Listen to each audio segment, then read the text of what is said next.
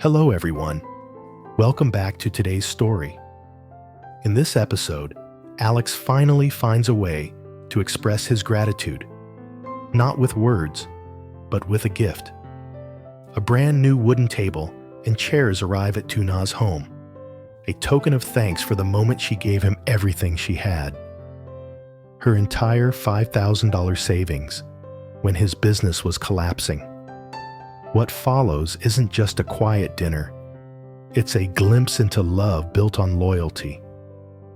But as the night grows darker, beneath the warmth of home-cooked soup and laughter, danger begins to stir again. Stay until the end, because this story isn't just about paying someone back. It's about how gratitude can bloom even in the ruins. And don't forget to subscribe to help us reach 10,000 subscribers. Your support truly means the world to us. Morning sunlight stretches across the small courtyard, casting soft shadows over bamboo leaves swaying above the basin. Lytuna finishes rinsing baby Henry's tiny shirts, hanging them neatly on the line. The air smells faintly of grapefruit blossoms and soap. As she wipes her damp hands, her phone buzzes. A message from the shipping agent confirming the last order's delivery. A smile flickers across her tired face. At least something's going right. Her gaze drifts toward the corner of the living room, where a delivery box sits waiting. The logo of a local furniture maker is stamped on the side. Curious, she takes a small knife, slices through the tape, and slowly lifts the lid. Inside, wrapped carefully in paper and straw, is a brand new table and matching chairs made of warm acacia wood. A note rests on top. To Tuna. Thank you for believing in me when no one else would. Alex. For a long moment, she just stands there, the words sinking in like morning sunlight through mist. A wave of emotion rises. That $5,000, all her savings, had been everything she had left. She gave it to Alex when his company was collapsing. No guarantee he'd ever recover. But she hadn't done it for return. She did it because she believed in him. And now this. Not just a table, but a gesture of gratitude, of understanding. The delivery man pokes his head in, smiling kindly. Mr. Alex sent this yesterday. Said it must reach before sunrise today. He already paid in full. Thank you, Tuna says softly, helping him move the set inside. The old table, uneven and scarred from years of use, sits awkwardly beside the new one. She runs her fingers along the smooth new surface. It's perfect. Simple, sturdy, beautiful. Somehow, it feels like a promise that better days are coming. When Henry wakes up, she feeds him porridge and lets him toddle around the courtyard while she arranges the new furniture. See, Henry, Uncle Alex sent this to Mommy. Isn't it pretty? The baby laughs, clapping his small hands, his giggles echoing through the quiet morning. But even as she smiles, a sliver of unease hides beneath her calm. She remembers the stranger who had shown up a week ago. Rough voice, strange threats. He had known things he shouldn't.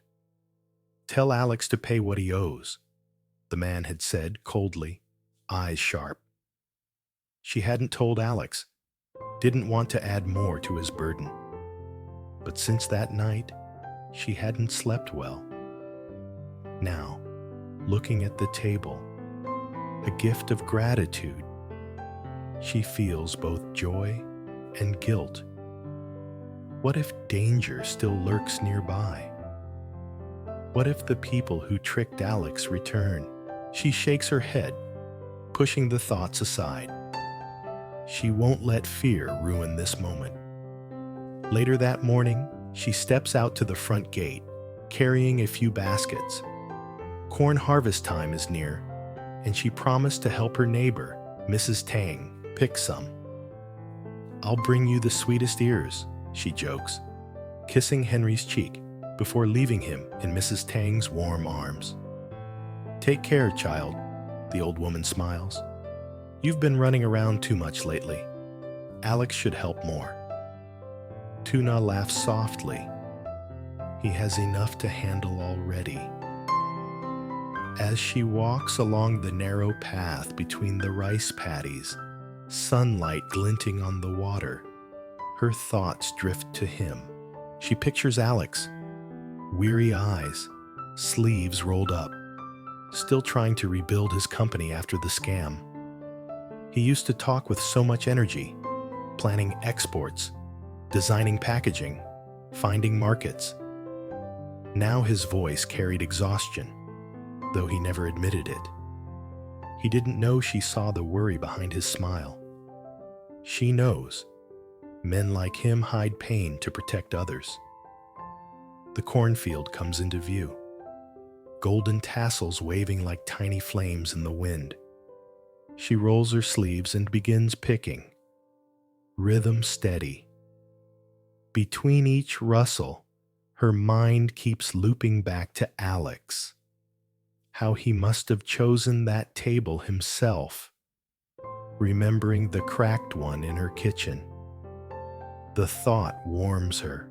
By noon, the baskets are full. She wipes her forehead, stretching her sore arms. The scent of corn and soil mixes in the air. Simple, honest, comforting. Her phone rings. Alex's name flashes on screen. "Hey," she answers, breathless. "Working again?" His voice carries a smile through static. "You sound tired." "I'm fine. I was just picking corn for drying." A pause. "Did the table arrive?" Tuna's lips curve into a grin. "It did. It's beautiful, Alex. You didn't have to." "I did." He interrupts gently. "You gave me everything when I had nothing. That table's just my way of saying thank you." Her throat tightens. "You should save your money for the business. You still have debts." "Money comes back," he replies quietly. "But not everyone stands beside you when you're falling." She stands silent in the field, wind brushing through the corn, heart swelling at his words. "Then promise me you'll rest sometimes," she murmurs. "You can't rebuild everything overnight." "I'll try," he chuckles faintly. "Hey, I'll drop by this afternoon. Help hang those corns. Don't do it all yourself." The call ends, leaving her standing there in the shimmering light, holding the phone close. Hope feels fragile, but real, like the first sprout after a storm. When she returns home, the living room glows warmly around the new furniture. She imagines the three of them, Alex, herself, and little Henry, sitting together for dinner, laughter echoing under the roof. For a fleeting second, she allows herself to dream. Evening edges in, sunlight turning amber over the yard. Alex's truck appears at the gate, kicking up a trail of dust.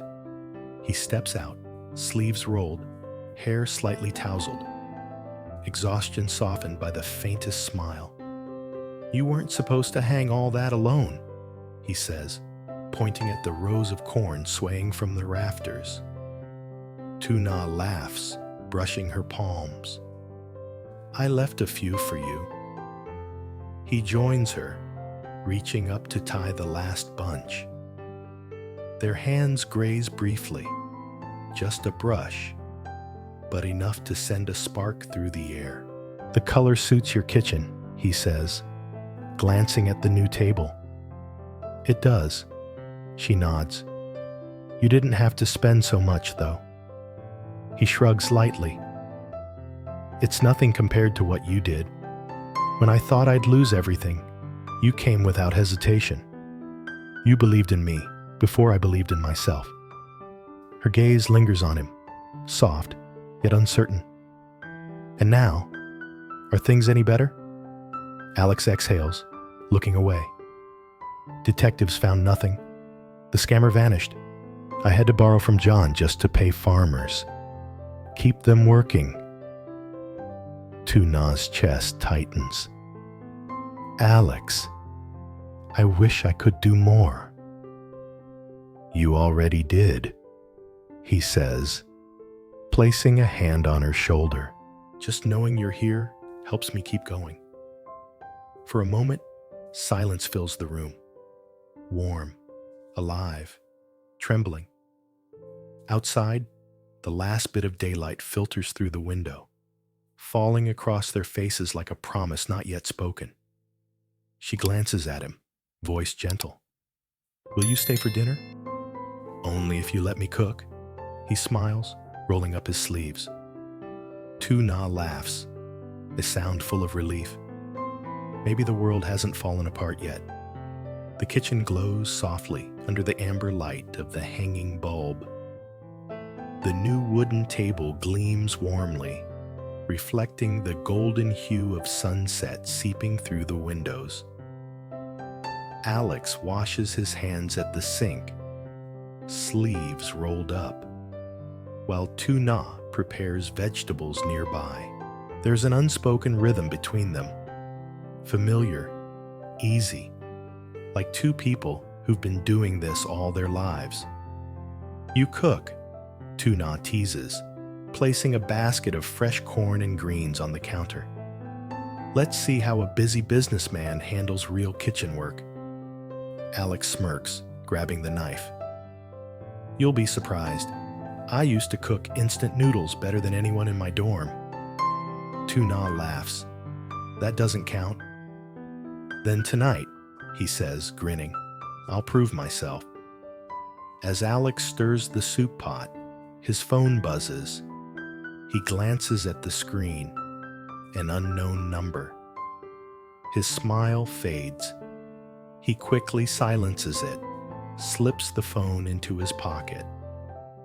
Tuna catches the flicker of change in his face. "Work again?" "Yeah," he lies, forcing a smile. "Just business stuff." She doesn't press. She knows him too well, knows when he's hiding something. Yet she lets it go, choosing peace for tonight. The table, the warm meal, the laughter. It's all too rare to spoil with worry. When the food is done, they sit together. The simple dishes, corn soup, sautéed greens, and grilled fish, smell heavenly. Tuna ladles soup into bowls. "You really did cook better than I thought." Alex chuckles. "See? Told you." They eat quietly for a while. Outside, crickets begin their evening song. Somewhere far away, a dog barks. The countryside wraps them in a blanket of calm, but beneath that peace, both carry thoughts they don't voice. Tuna's mind drifts to the stranger's warning. The man's words had been sharp, cold. "Tell him time's running out." Her fingers tremble slightly as she lifts her chopsticks. Should she tell Alex now? What if it's connected to that call he just ignored? Alex notices her silence. "You okay?" She looks up, forcing a smile. "Just tired. Been a long day." He nods, not convinced, but understanding. "After dinner, let's go get Henry. Mrs. Tang must have spoiled him again." Tuna laughs softly. She always does. They finish the meal, clean up side by side. When Alex carries the trash out, his phone rings again. Same number. This time, he answers quietly outside. A rough voice growls through static. "You think you can escape the deal? We warned you. The money's overdue." Alex's pulse spikes. "Who is this?" "I already paid your man in Ho Chi Minh City." "That wasn't us," the voice snaps. "You paid the wrong people. Next time, We won't just call. The line goes dead. He stands frozen, hands shaking slightly. His company's scam wasn't over. It was deeper than he thought. Someone had intercepted the payment. And if they knew his number, they could find his family. His eyes flick toward the window, where Tuna hums softly inside, wiping dishes with a towel. A pang of guilt hits him hard. He can't let her know. Not when she's already sacrificed everything. When he steps back in, she senses something off immediately. Who was that? He forces a light tone. Just a supplier. Wrong invoice issue. Alex, she says softly, you don't have to hide things from me. He looks at her, tired eyes meeting hers. I'm not hiding. I'm protecting you. The words hang heavy between them. Tuna sets the towel down, voice trembling. I can't protect you if I don't know what's happening. Alex exhales, trying to steady himself. Just let me handle this one. Please. She studies him, wanting to argue, but his voice carries the same exhaustion she once heard when he lost everything. She nods slowly. All right, but promise me you'll tell me when it gets too much. I promise. They drive to Mrs. Tang's as the night deepens. The headlights cut through mist curling over the rice fields. Crickets hum from the ditches. Frogs croak near the ponds. The world feels peaceful, almost unaware of human worries. Tuna rests her head lightly on the car window, eyes tracing the outline of banana trees under the moonlight. Remember? Alex says quietly, breaking the silence. When we first met at the market, you tried to sell me that bamboo chair. She smiles. You said it looked too fragile. And you told me I had no taste. He laughs softly. Maybe you were right. They both laugh, easing the tension for a moment. Nostalgia weaves warmth through the silence, reminding them how far they've come. From two strangers chasing work to two hearts quietly building something stronger than business. When they arrive, Mrs. Tang stands at the gate, baby Henry asleep in her arms. He just dozed off, she whispers, smiling. Did you two have dinner? Yes, Auntie. Thank you for watching him, Tuna says. Mrs. Tang hands Henry gently to her. He looks just like his father when he sleeps, she teases. Alex chuckles awkwardly. I'll take that as a compliment. The three share a laugh, the kind that only small villages hold. Soft, simple, full of care. But when they drive home, Henry safe in the back seat, Tuna notices Alex glancing at the rearview mirror too often, like he's watching something behind them. Alex? She asks quietly. Is someone following? He shakes his head, smiling faintly.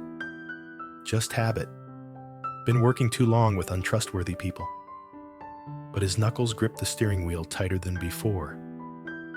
Later, at home, after laying Henry in bed, Tuna steps outside. The night air smells of wet earth and citronella. The stars scatter faintly above.